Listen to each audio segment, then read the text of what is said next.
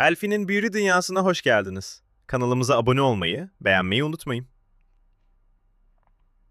Sihirli çiçeğin kalbinden fışkıran o altın ışık, karanlık ormanı bir anda aydınlattı. Elfi için beklenen büyük an sonunda gelmişti. Işıklı yolun her adımı, Elfi'yi daha önce hiç görülmemiş bir mucizeye, Gümüş Göl'ün kıyısına doğru çekiyordu. Dostları bir an bile tereddüt etmeden peşinden gitti.